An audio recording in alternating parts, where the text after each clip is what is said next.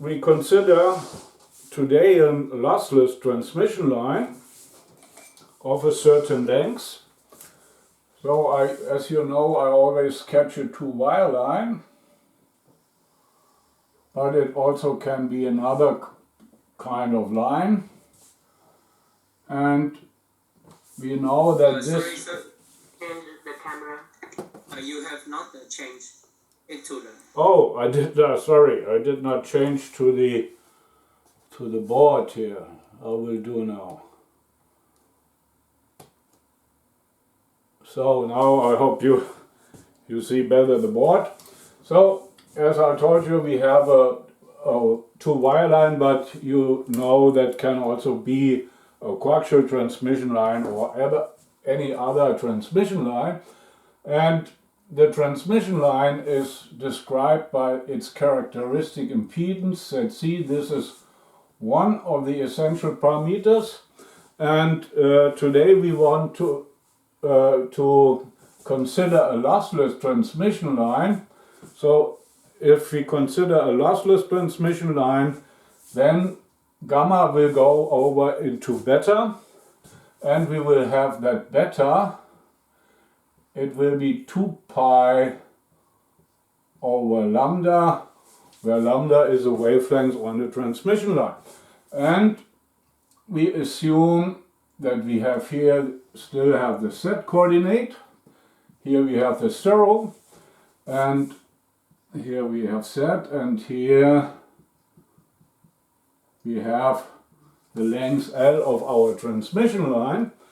And we now assume that we terminate the transmission line with an arbitrary load impedance ZL. This is our load impedance, and in the lectures before we already discussed how to calculate the load reflection coefficient, and we have that the load reflection coefficient is given by ZL minus ZC over ZL plus ZC. This is then the reflection coefficient we will in principle see in this plane here. This is RL, our RL. And also in the lecture we found that it's easy to calculate or to construct our input reflection coefficient Rin here. This is a reflection coefficient I see in this plane into the transmission line, and we know that the RL and Rin are related by Rin. It will be RL times the exponential function of minus J2 times beta times L. So I already explained to you that this is just the reflection coefficient in the R plane, and this reflection coefficient is in principle rotated by the angle 2 beta L in the in clockwise direction. Are there some questions? No, there are still students to wait. Sorry, are there any unit for that, or it's just a ratio? Pardon? I mean the equation has any unit, or it's just a number? R is just a number, yes, it's a complex number. So RL, the reflection coefficient, you know that the reflection coefficient is the ratio between the reverse traveling voltage and the forward traveling voltage, and so it will have no unit, of course. It's just a complex number. Did this? Okay. So good. Then I again sketch this equation here, or I show this equation in the R-plane. So if I construct an R-plane,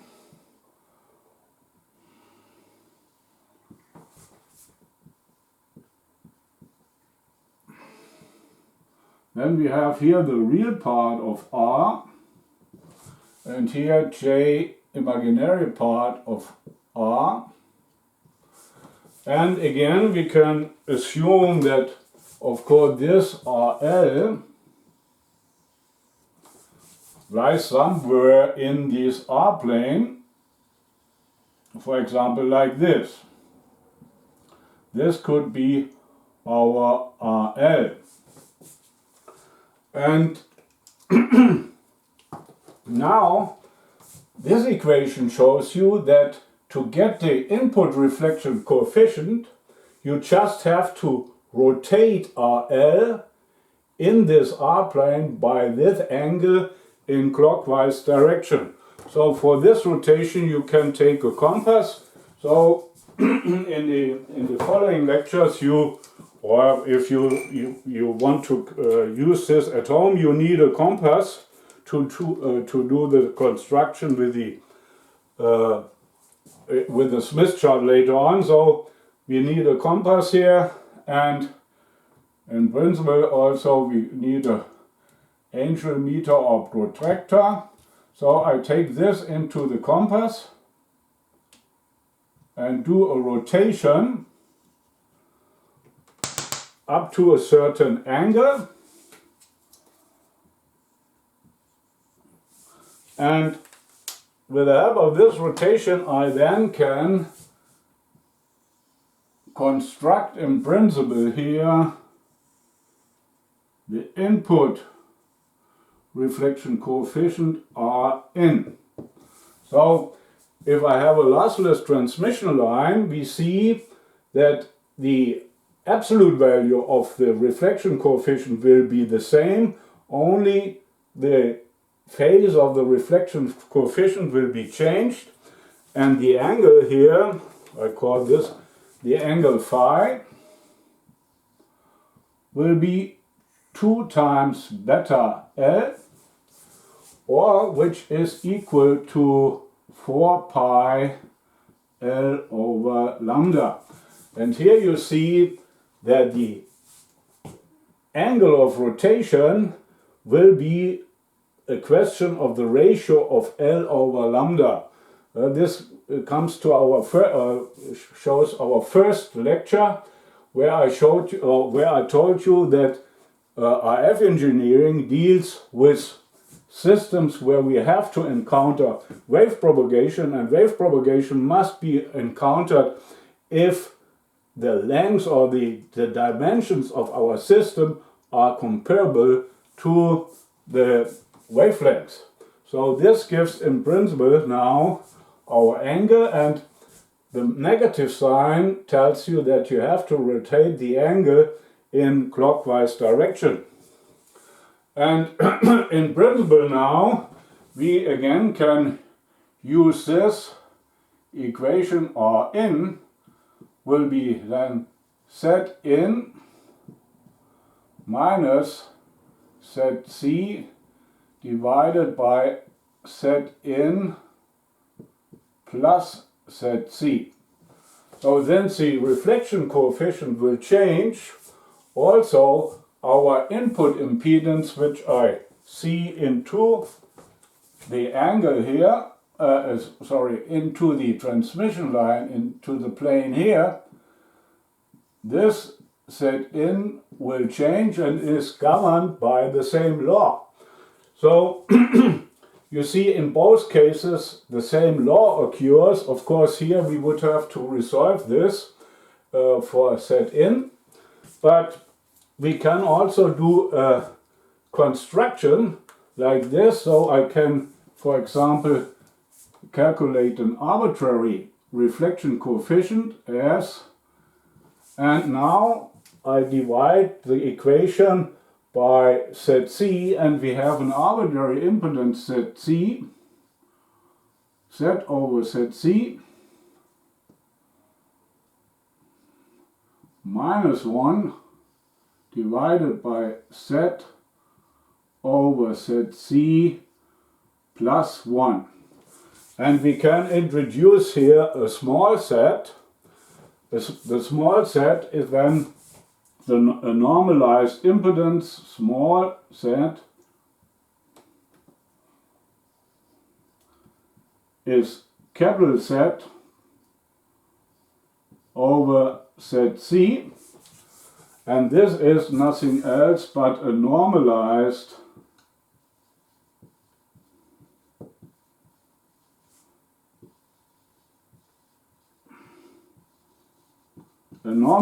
impedance. So we already discussed today that the reflection coefficient shows no unit, and of course if you work in a certain transmission line, you always can introduce this normalized impedance. So also the normalized impedance shows no unit. So are there some questions up to this point of the lecture?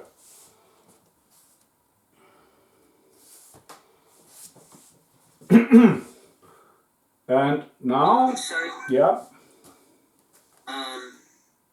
So the reflection coefficient at the input is Z input minus ZC over Z input plus ZC, right? so you this is the equation. You can calculate the input reflection coefficient, or we can of course solve this for the input impedance here. But we will not do this on a mathematical base, but on a graphical base, because we later will discuss. So you see here, this is the reflection coefficient now, where we have the normalized impedance, and perhaps I write here again this equation, and we will have here R for an arbitrary R. We will have Z, the normalized impedance, minus 1 divided by Z plus 1.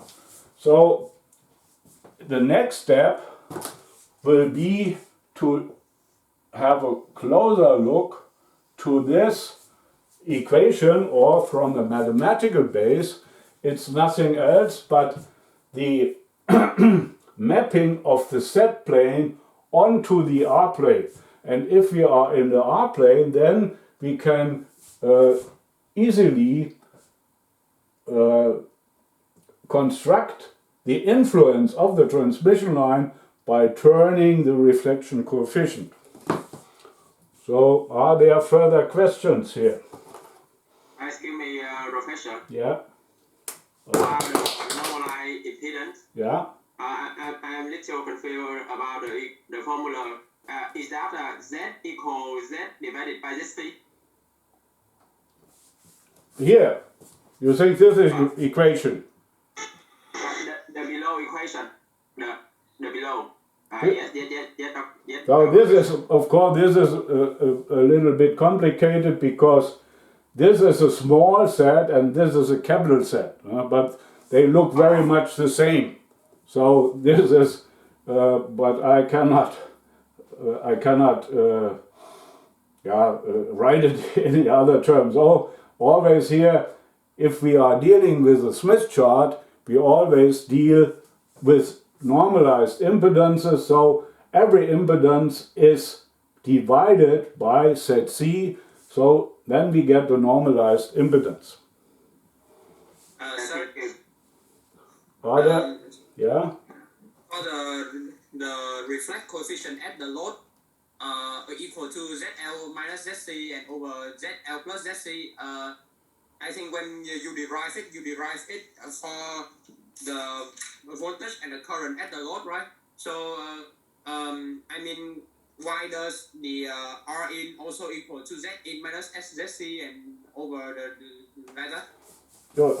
So these two equations, this equation and this equation, is just the same equation, or from the from the, its form. It's just the same equation. You see here just ZL gives us an RL. So, and Zin, the input impedance in this plane, gives us an Rin. So I use in principle the same equations, and what we do here is now we have a look to an arbitrary impedance, and we get for this arbitrary impedance an arbitrary reflection coefficient. The only difference between this equation and this equation is that I divided this equation by ZC. Did this answer your question?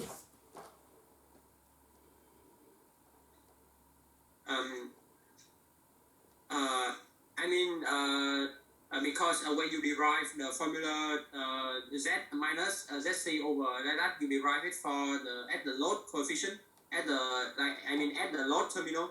But now I saw you also apply this formula for at the input terminal. So yeah, of course. Here this formula is applied for the load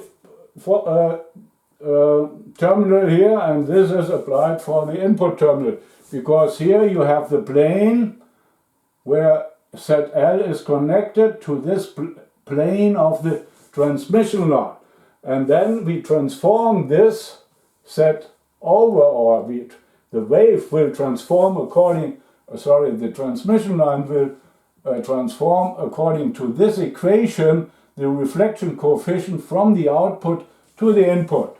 And this can be done by a graphical method I explained here. And then we in principle have Rn here as a result. And we use in principle then the same formula to get Zin, but I did not resolve it for Zin. Are there other comments, or did this answer your question? Yes, thank you very much.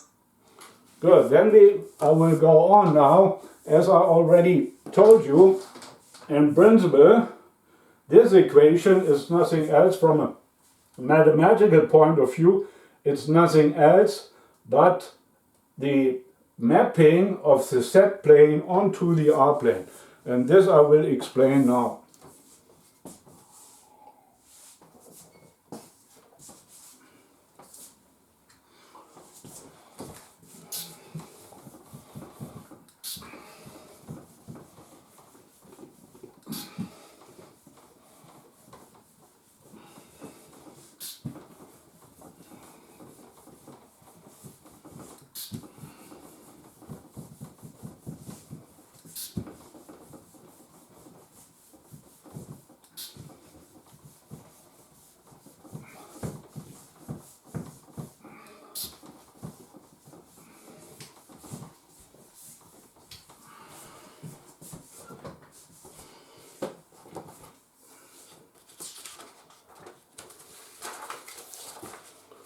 And as a result of this mapping, we will get the so-called Smith chart.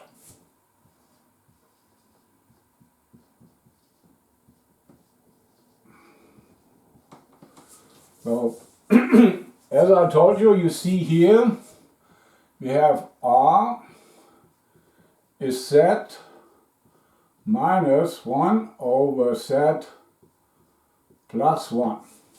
So, again, as I told you, this is a mapping from the Z plane to the R plane, and I will, in principle, show you this mapping or how it works. So I can, in principle, or I can here sketch the R plane, or sorry, the Z plane.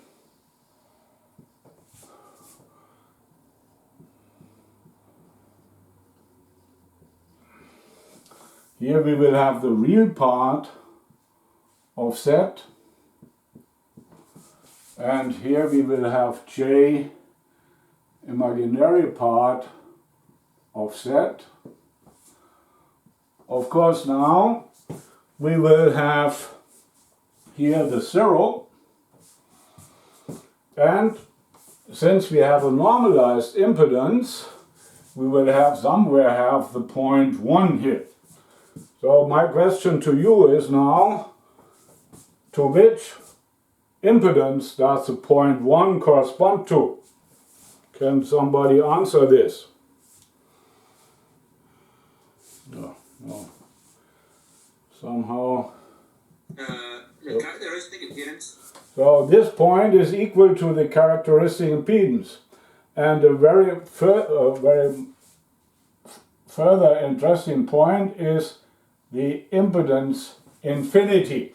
So we have here in principle 0, it will be the short circuit, 1 will be the point of matching, and infinity will be the point of an open circuit. So these are very important points. Very essentially is also here that we have this open point also here for the imaginary axis on both sides. So this is the R-plane, and now I want to sketch the this is the Z-plane, of course, and now I want to sketch here the R-plane in a different color.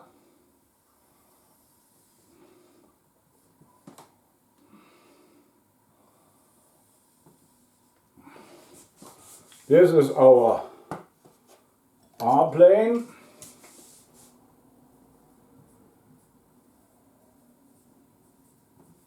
Here we will have the real part of R, and here we will have J imaginary part of R.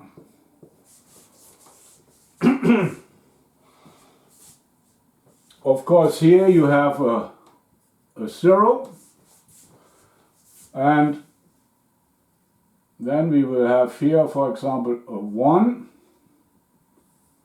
here a -1, here a J, and here a plus J. Oh, sorry. Here we will have -J, of course. So these are now is the R-plane, and now we will have a look how the impedances of the Z-plane are mapped onto the R-plane. So the easiest is, of course, the input impedance. If the input impedance is equal to the characteristic impedance, you see then we have a 1 here. And if I insert the 1 here, you see 1 minus 1 gives 0, and so we see this 1 is mapped onto the 0 in the R-plane. So, but instead of writing now, still writing the 0 here, we will write here a 1. So that we have already know if we have a 1 here in this plane, then this corresponds to the characteristic impedance.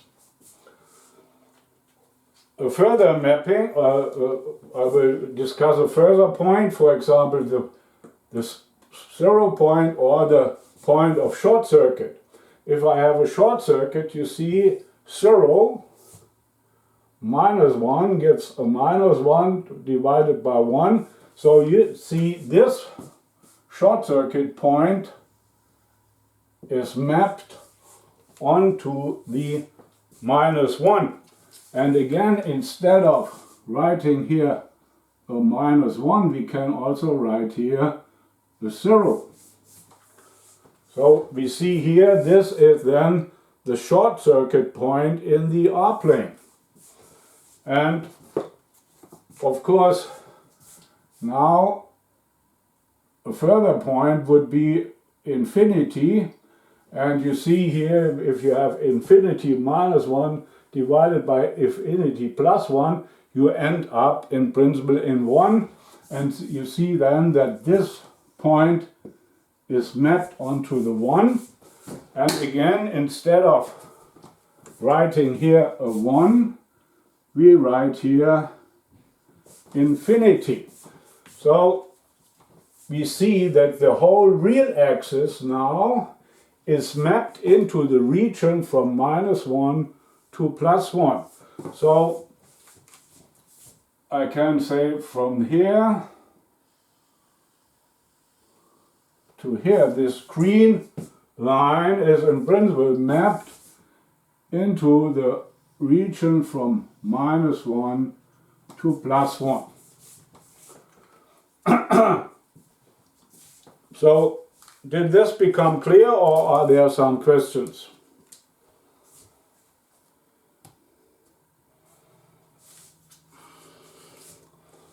So, if there are no questions, then I will go on. So, if you have, from a mathematical point of view, if you consider this mapping, the mathematicians show that always circles in the Z plane are mapped onto circles in the R plane. So, but here we have a straight line.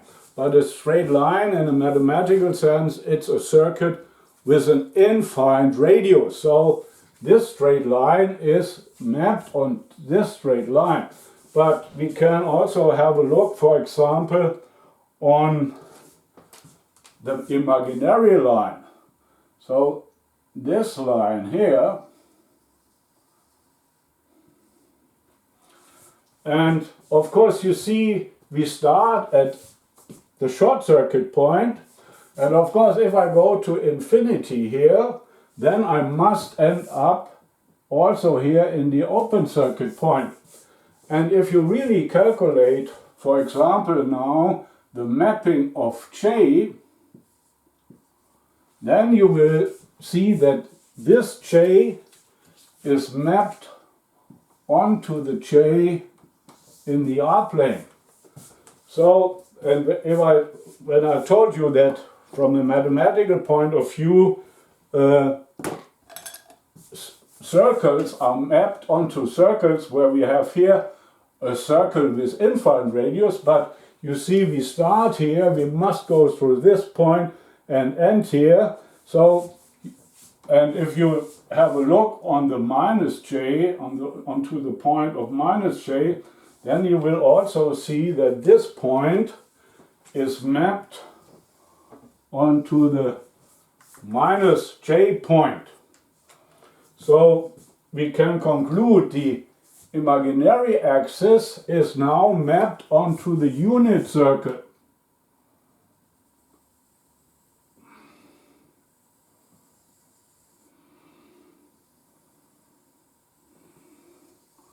This is our unit circle,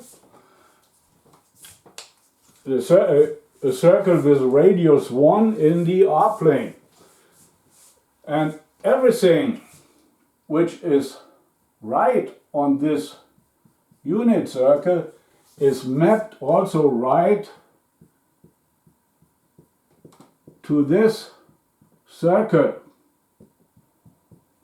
This also can be shown by the mathematicians, so that the whole right half plane of the Z plane is mapped into the unit circle. And to show this, for example, we can have a look to another line, for example the line which has a real part of 1 but an arbitrary imaginary part. So this is in principle this coordinate line, and of course we start here and we end up in the infinity. So this is mapped also onto a circle like this. And for example, if I would introduce here 0.5, then it looks almost like this, that this circle of 0.5 is also mapped onto a circle, almost looking like this. And you see every other line parallel to this line will also be mapped to circles.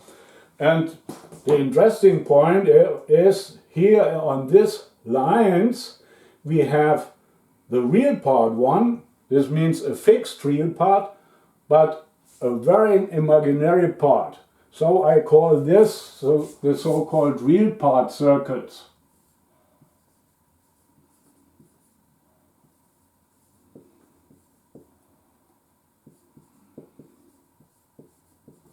So we can say that the straight lines parallel to the imaginary axis are mapped on the so-called real part circuits, which mean we have a constant real part but a varying imaginary part.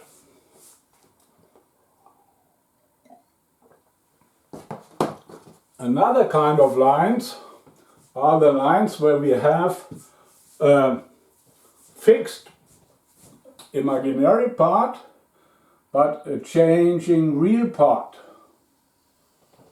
For example, this circuit here, this line here, and of course you see also here we will start in J here and we will end up in infinity. So if you sketch this circle, then this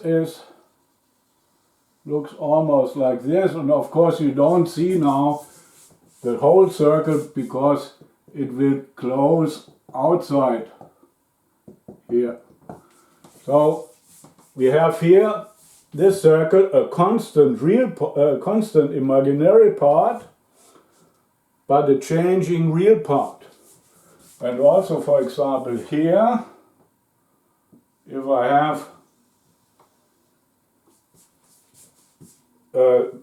have this this coordinate line with a constant j, then this is mapped on to a circle like this, and also this circle would close outside the unit circle.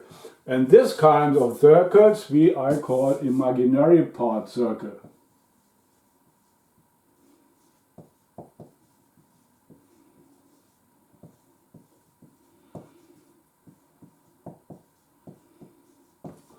So what we see is if I map the whole set plane, the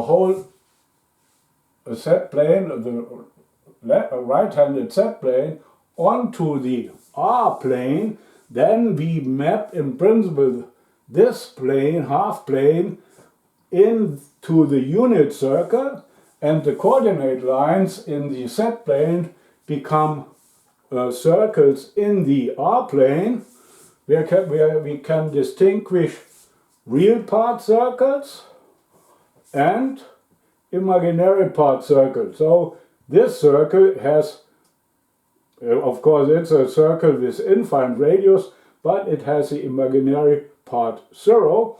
Here we have a positive imaginary part, and here in the lower plane we have a negative imaginary part. So, are there some questions considering this construction? Yes.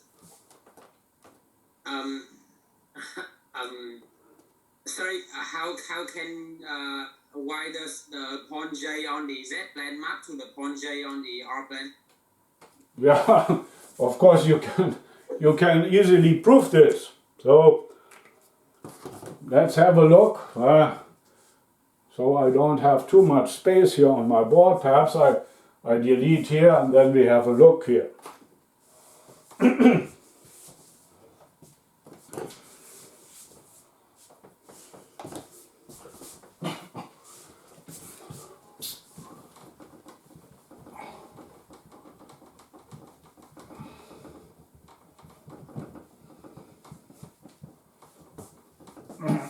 I must delete this now a little bit so then it's easier to calculate. So you see here I will just prove now J. You see if we have R, this would be J minus 1 divided by J plus 1.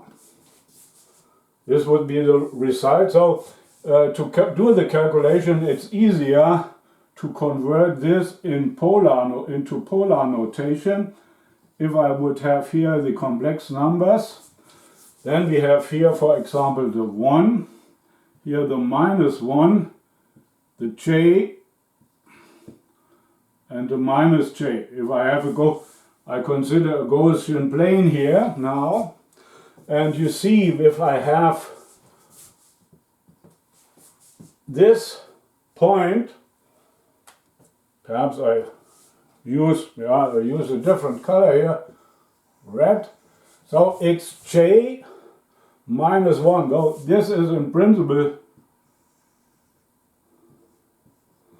this circle, this number here, and if you would use polar notation, then it's from its absolute value, it's the square root of 2 times the exponential function e to the power of, so we have, I do it in j 135 degrees. It's 90 degrees plus 45 degrees, it's 135 degrees. So we have here the square root of 2 exponential function minus j 135 degrees. There, not minus but plus here. And this term here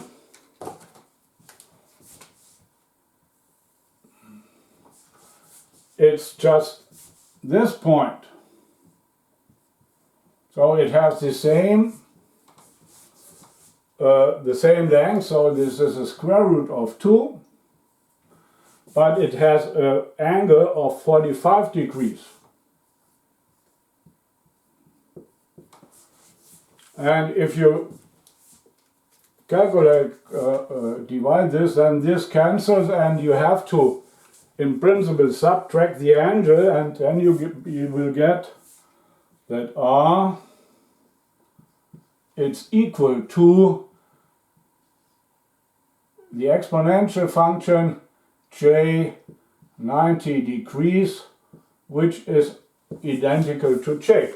So what I did here is now I proved that really j is mapped onto j. Of course I cannot prove all the lines, it would take too much time to prove everything here. Of course you can do this, but it's very, very time consuming. Are there some questions here? Yeah, and so the whole imaginary line on the in the z plane is mapped onto the unit circle of the r plane, right? Yes. So this line here is mapped onto the unit circle here. Oh, here now I have to delete this again because I want to go on. So I delete this again here.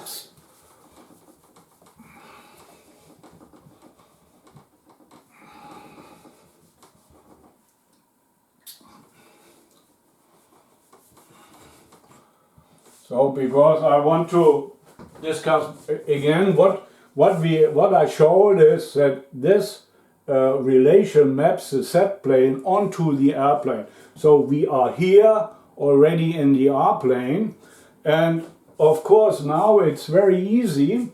For example, if I want to get the reflection coefficient of the normalized impedance z, it's 1 plus j. This is a certain normalized impedance, and the question is onto which point will this be mapped. And you see we have a circle with a constant 1, real part of 1. This means it must lie on this plane, on this circle, on the one circle, on the real part circle with a real part of 1. And here we have a line with a constant j. So it must also be a member of this circle. So from this consideration we can directly say that this point is mapped onto this point in the R-plane. But now we are in the R-plane and we can directly draw the reflection coefficient of this plane by connecting the one, which is the origin of the R-plane, to this plane. And this would then be the reflection coefficient, which corresponds to our impedance, perhaps our normalized. This is the reflection coefficient of 1 plus j. So, and you can in principle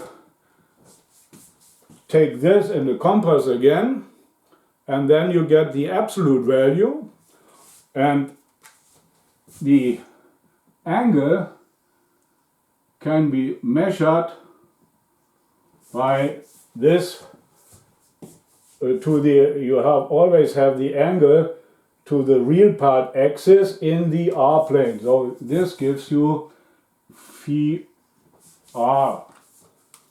And yeah, I will later on show you the whole Smith chart, or in the next step I will show you the final Smith chart, which we will use in the lecture. Of course, I put this Smith chart already on the Google Drive, so you can download the Smith chart. So in principle, I'm now ready to use this Smith chart. If there are no more questions about the mapping, do you have some questions concerning the mapping?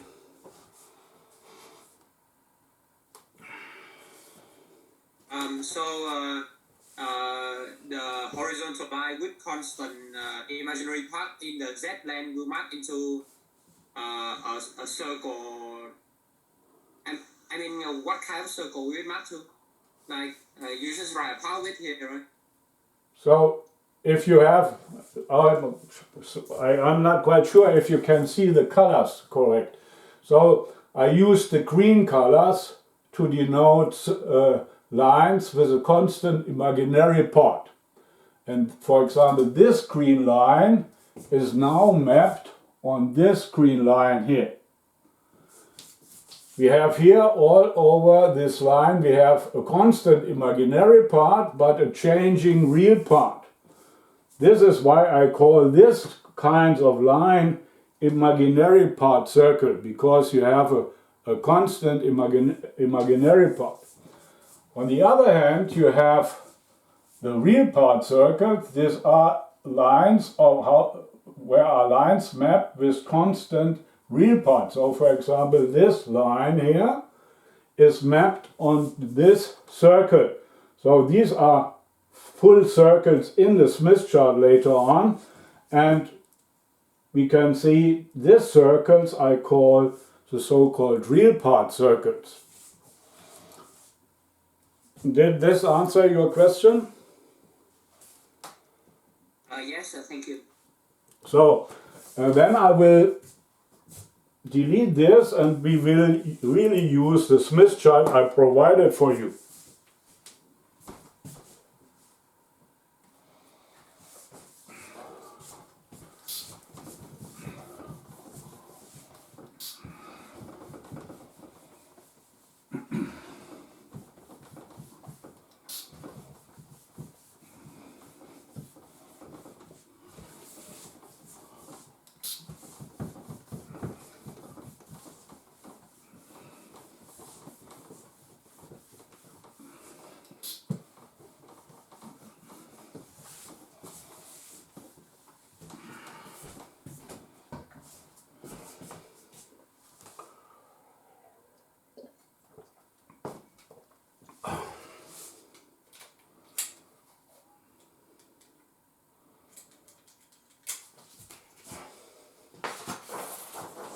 So I prepared here a Smith chart.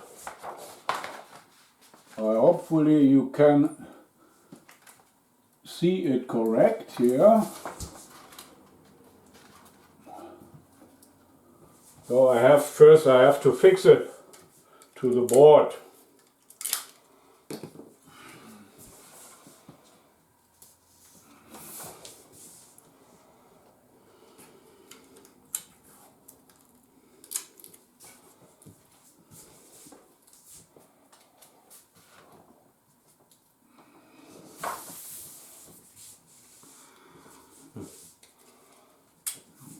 I guess perhaps I have to switch again somehow. The camera is not clear at the moment.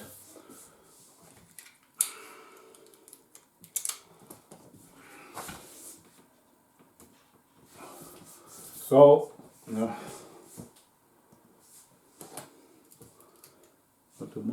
now it comes again. So hopefully you can see this Smith chart. Yeah, it's of course not so good, but what you see is all these lines. So of course in the lecture or in the preceding step I only discussed some special lines, but you see here all these lines which are full circles. These are the circles with a constant real part. And then we have other lines here. These are not fully circles, but parts of the circles. These are the so-called imaginary part circles. So we have in principle two different kinds of circles, real part circles in the Smith chart and imaginary part circle in the Smith chart, where we have in the upper plane we have positive real parts and in the positive imaginary parts, and in the lower plane we have positive real part, negative imaginary parts. But what you see here now is that the coordinate system is not the coordinate system of our R-plane, but it's a coordinate system of the Z-plane. So the Z-plane is mapped into the R-plane.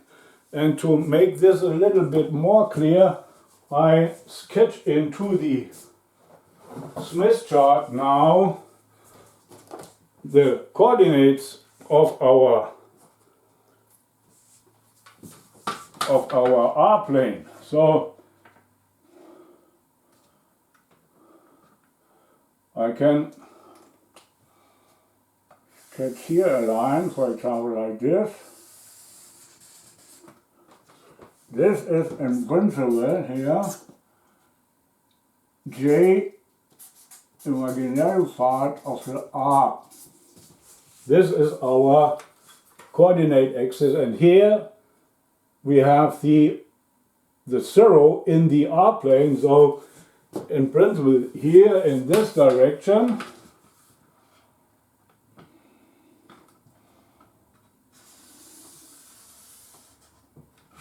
you have the real part of R. So I will not sketch this line now. Of course this would be the negative line of the R plane, of the real part of the R plane. Of course you should download your Smith chart, and also perhaps in the first step you could draw into the Smith chart the coordinate axis of the R plane. And now I want to show you how we can use this Smith chart, for example, to read out a certain reflection coefficient. And we will do a very simple example.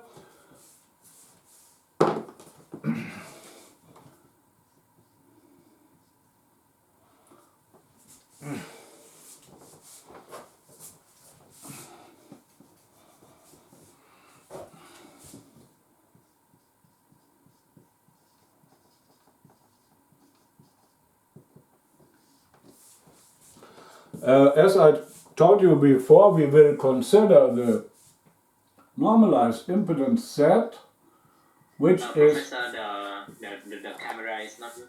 Yeah, I see, but this will change. Wait a little bit, and then before I draw it in, I will correct it. So we will have here 1 plus J.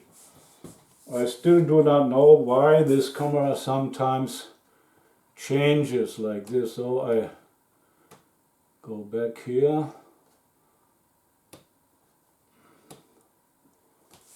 So now you see it again. So what I want to discuss is the reflection coefficient of Z plus J. So the R of this is in principle question mark. And what we have to do here is in principle now to find the circles where we have a constant 1 and a constant J. So if you go into your Smith chart, then you will see that the circle of the 1 goes through the origin of our coordinate of our Smith chart. So I sketch it here again. So this is the circle.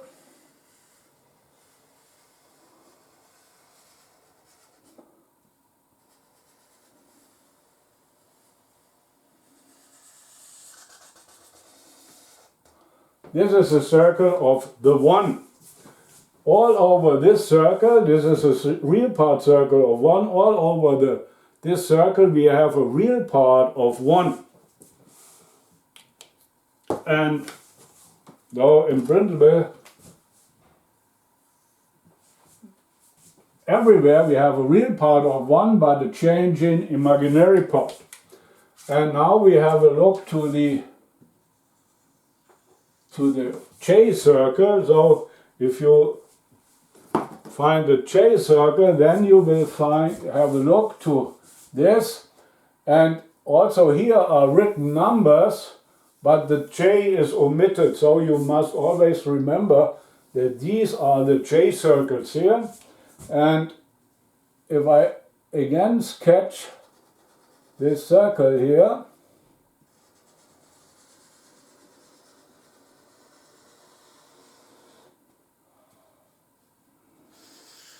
then we have all over these circles, we have always a constant value of J, but a changing imaginary, changing real part.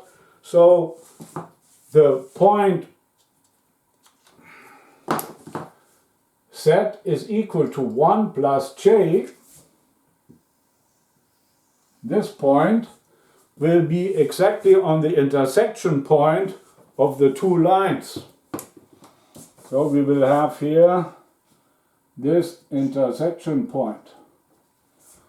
And since we are now in the R plane, we directly can draw into this Smith chart our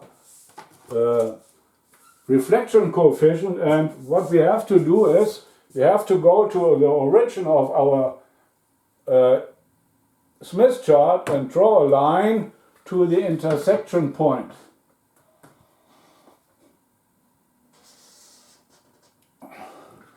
So this is then the R which we are looking for. And in principle, if you would do the intersection here or introduce this coordinate system, you can also read out the real part and imaginary part. But normally the x's are not provided in the Smith chart because you saw that I had to draw them in now again. Sometimes I do not know what happens here.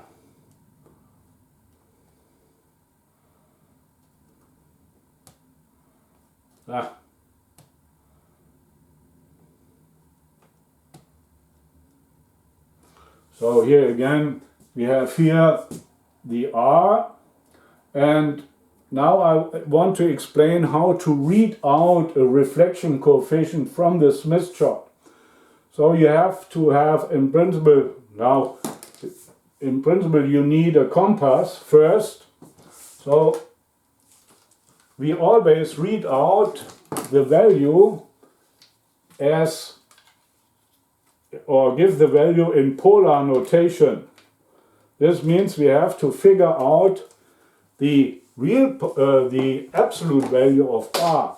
To get the absolute value of R, you must take a compass and put into the center and get its value into the compass. So this is in principle now your R, and then we use in the bottom there is written reflection coefficient, or it's a German word Reflexionsfaktor, and there is a line which tends from 0 to 1 to both sides here, 0 to 1 and 0 to 1. And what you do now with the compass is you take the compass into the 0 and then you tick here onto this scale, and then you can do the readout.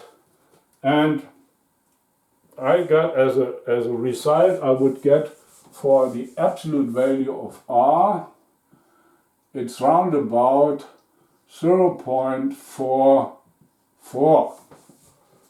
This was the value I get. Of course, there is a certain uncertainty because it's a graphical method.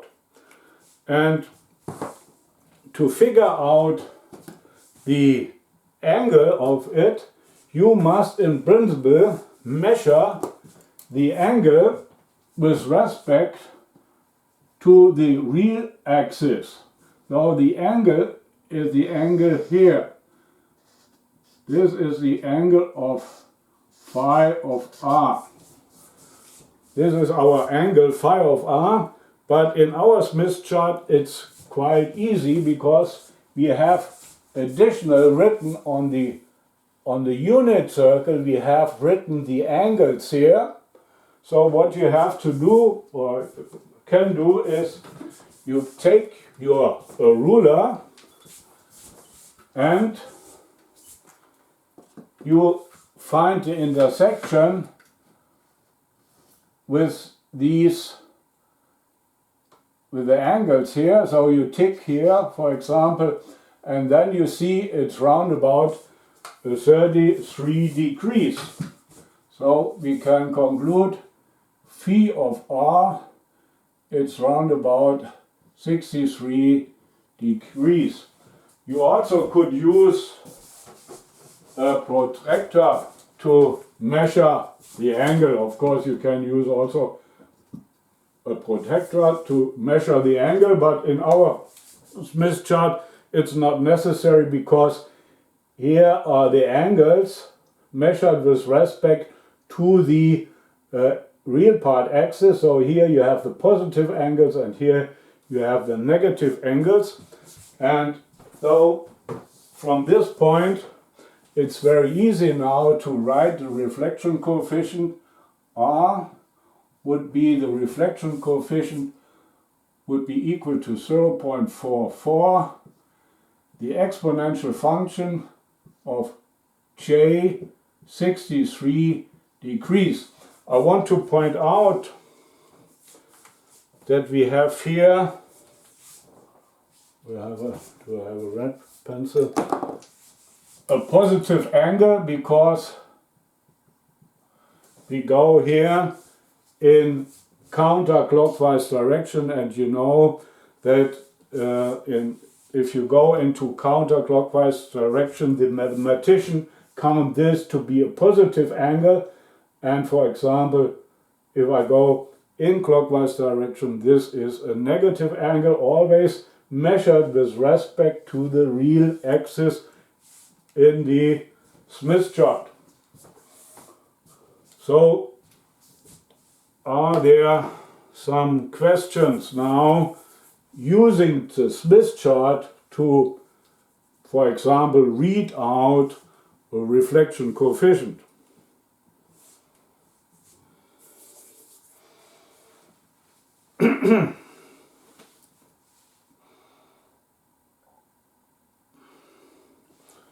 Oh, of course, there are no questions. So perhaps as a final step, I use or do another example how we can figure out the normalized impedance of a given reflection coefficient. So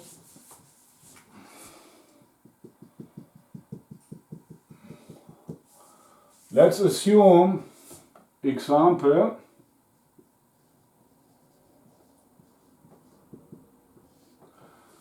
Let's assume that we have an R which is 0.5 and we have an exponential function of minus j 135 degrees. So this would be our given reflection coefficient. And the question is, what is the value of the normalized impedance then? Of course, then what we can do is that we draw into the Smith chart this reflection coefficient. So you see we have here a minus 35 degrees. So in the first step you could take a ruler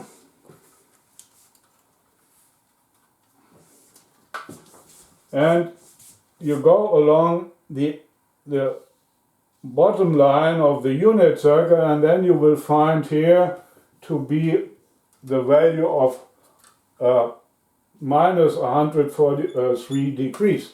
So you could draw a ticked line here into your Smith chart.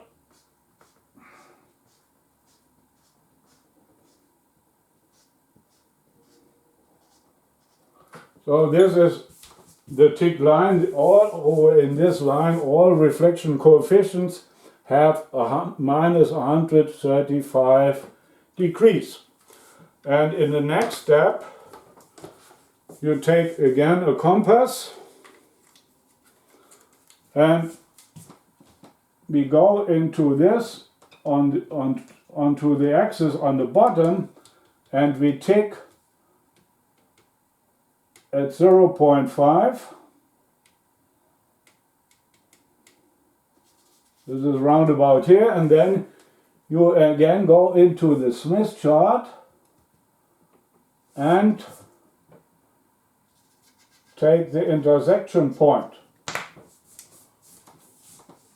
This means now our reflection coefficient will be this line here.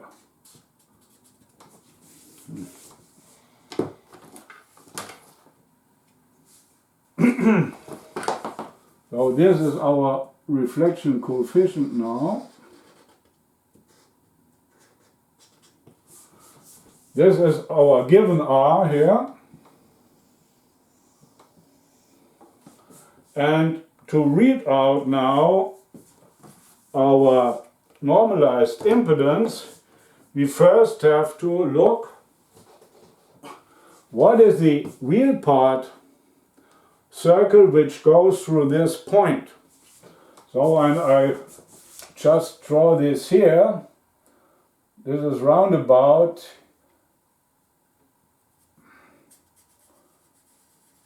this real part circle, so this is roundabout, I can write 0. So sometimes you have to do an interpolation. So here we have a 0.3, here we have a 0.4, 0.6, 0.07. So it's round about 3.7. This will be the real part of our set. And then we have to look which of the imaginary part lines go through this point here. So it's round about this. And you see here again, this is minus j, because we are in the lower half plane of the Smith chart, there you always have a minus j, and it's also round about 0.3, it's almost the same value, 7, round about 0.7 or 0.36. So this is how you can use in principle the Smith chart now to draw in an impedance. So when we start the transformation, the first step we draw into the Smith chart the load impedance. Then we are doing the transformation, and now I discussed how to use the Smith chart to read out in principle Rin and to figure out what are the corresponding impedances. So in our case it would be round about this value. Of course, it's always a graphical method and you have a certain uncertainty, but for the practical application the Swiss chart is very important. So are there some questions up to this point? Excuse me. Yeah. So when we come up with the problem like this, we just use the Smith chart, not calculated it by hand, right? Yeah. So in the examination of, if I give you a task, I give you, for example, an impedance, and you must figure out the reflection coefficient, and then I want you to use the Smith chart. No, not to do it with the help of the equations. Of course, today with the pocket calculator it's not a problem, but the Smith chart we will later on use to set or to find some matching circuits. And this you cannot do using, for example, a pocket calculator. So we will discuss some method how we can use the Smith chart to design matching circuit. And this is the most interesting point of the Smith chart. So what we are talking about today is just the basics of the Smith chart. So I will have to do more lectures on how to use the Smith chart. And of course you must print out your own Smith chart and try to make yourself familiar with the Smith chart. Because one of the tasks in the examination will be to design a matching circuit in the Smith chart. So, okay, sir. Okay. Did this answer your question? So, yes, sir. I would say, yeah, there's another question. Yeah. Can you show us again how can we find the imaginary part of z? Because the horizontal line is the real part of z, right? No. There are, in principle, in the Smith chart, there are only circuits. The only line is this one, and this is a line with the constant imaginary part 0, nothing else. So if you want to read out, for example, the impedance which belongs to this reflection coefficient, then you have to figure out which real part circuit goes through this line. So you may not go straight up and read out, but you must use the circle which goes through this line. And then you find here the notation. So here is written to which real part this line belongs. So in our case, it was round about 0.365 or 0.37 roundabout. And the same is true for the imaginary part. So you must look which circle goes through this point. And if you find the circle, then you must try to figure out the value, and there are written some values, and then you must do the interpolation, so there are some ticks in between, but you can figure out then the values. But the essential point, what I suggest for you is you just should print out your own Smith chart and try to do this by your own, because you can only deal with a Smith chart if you are familiar with the Smith chart and if you practice the Smith chart. Otherwise, the Smith chart will be a secret for you all your life. Are there other questions?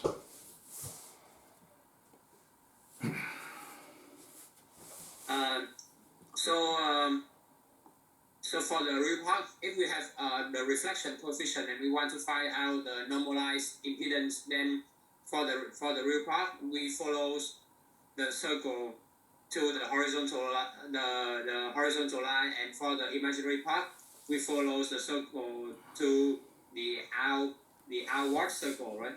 Yeah, you to read out the real part, you use the real part circles. These are the real part circles, and the imaginary part circles are these circles. If you have the point to figure out which impedance belongs to this reflection coefficient, you must figure out which real part circle goes through this point and which imaginary part circle goes through the point. On the other hand, if you have the impedance, then also you must use the real part circles and the imaginary part circles. But if you use the Smith chart, normally the reflection coefficient will always, you can read out the reflection coefficient only in polar notation. So if you use the Smith chart, you must be also familiar with the polar notation. So the polar notation, then you have a real part, the absolute value here, and here you have given the angel. So, and if I draw in the reflection coefficient, I also use normally polar notation. So one task could also be that I give you the reflection coefficient in real part and imaginary part, and then before you can use the Smith chart, you would have to switch to polar notation.